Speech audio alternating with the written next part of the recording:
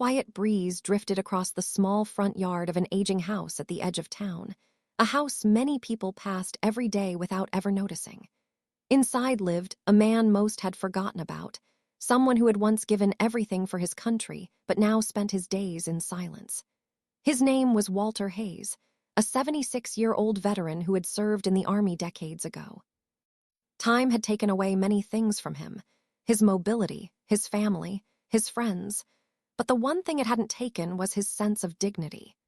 Even when no one knocked on his door for weeks, even when he ate the same simple meals every day, even when loneliness felt heavier than any gear he carried in the military, he never complained. He woke up that morning the same way he always did.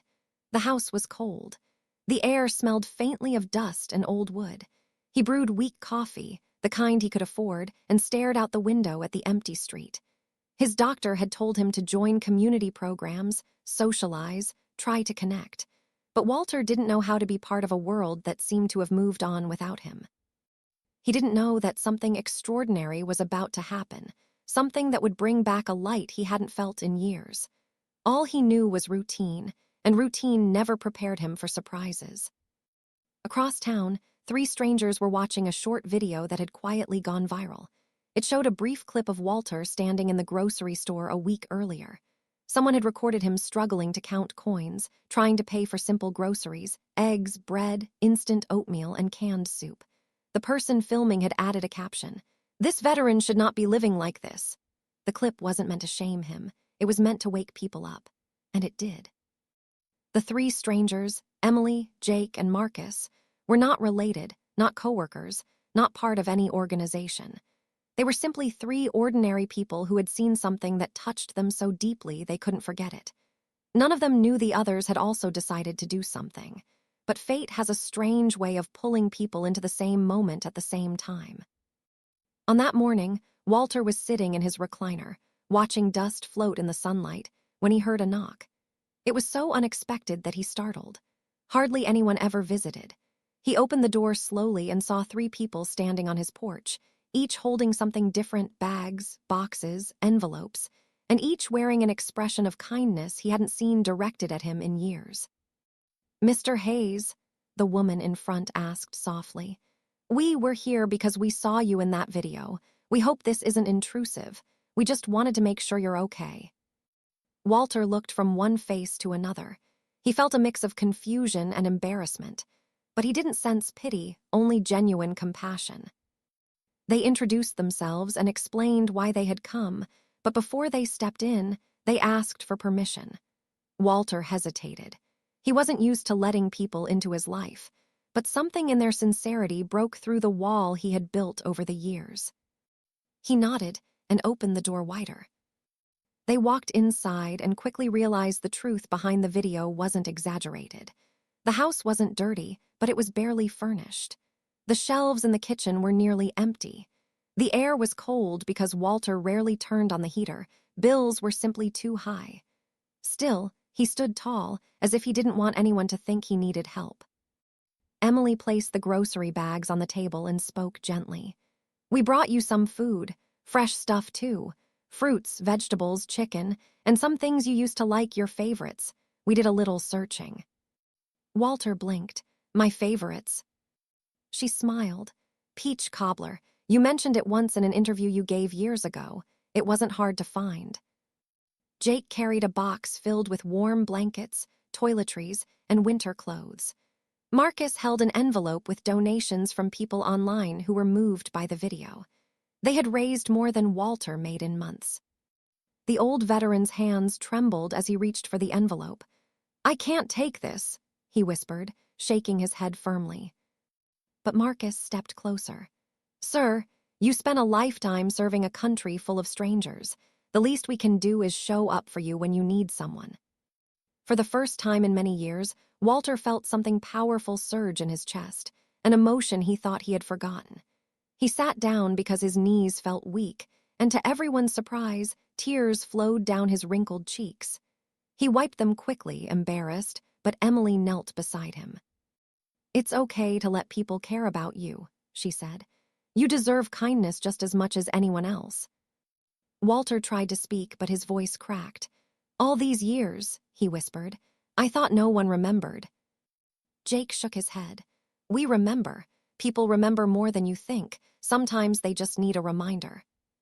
They spent hours with him, cleaning, organizing, cooking a warm meal, fixing small things around the house.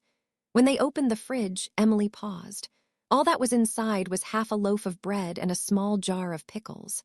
No one said anything, but the room grew quiet. After cooking him a real lunch, they all sat together at his small wooden table.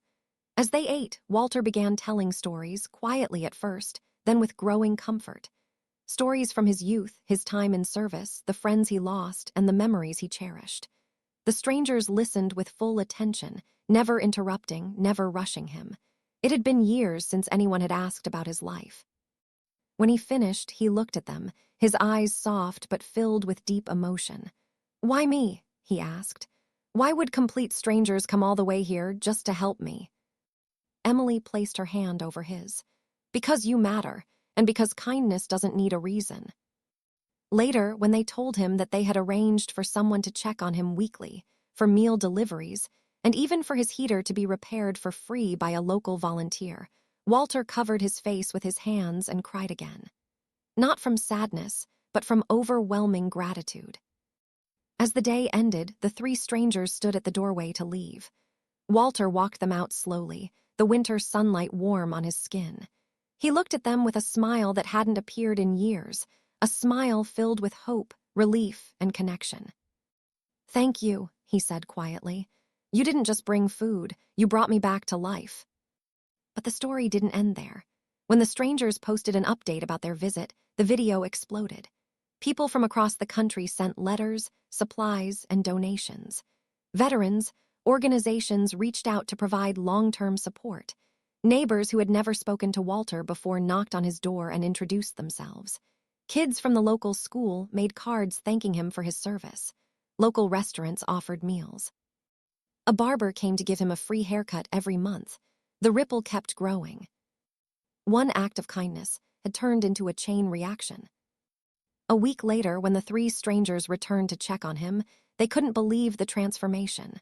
The once quiet street had become a place of warmth. A group of neighbors were repainting his house. Someone had installed new steps on his porch. His yard was being cleaned.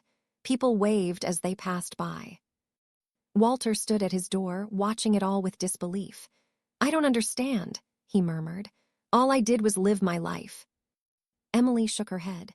"No, you served, you sacrificed, and that matters more than people say out loud." His eyes watered once more, but this time the tears were different. They weren't from loneliness or hardship. They were from being seen. The three visitors stayed with him for hours again, but something had changed. Walter wasn't the quiet, forgotten man they had first met. He was standing taller, speaking with more confidence, even laughing at moments.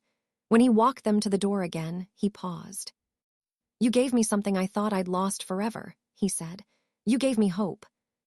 And hope, once given to someone who has lived without it for years, becomes powerful enough to change everything. Months passed, and the kindness did not fade. People continued visiting him, helping him, sharing meals, listening to his stories. The community that once overlooked him now embraced him. Walter wasn't alone anymore. Every person who stepped into his life carried with them a piece of the compassion that had been sparked by three strangers who refused to ignore a man in need. The world didn't suddenly become perfect. Life wasn't magically easy, but Walter no longer faced it in silence. He had friends, he had support, he had dignity, and above all, he had love. His story became a symbol, a reminder that sometimes the smallest decision, to knock on someone's door to offer help, to care, can change a life entirely. It can turn strangers into family. It can rewrite loneliness into connection. It can bring tears not of sorrow but of gratitude. Walter often sat on his front porch now, watching the sun set behind the houses across the street. And every time someone waved, he waved back, smiling. He knew the world could be harsh, but he also knew it could be unbelievably kind. The veterans who visited him later would say that his home felt different, warm, alive, filled with stories and laughter. And whenever someone asked him what had started all this, Walter would say the same words every time. It began the day 3 strangers reminded me that kindness still exists, and that I was never as forgotten as I thought. And he meant it with every beat of his heart.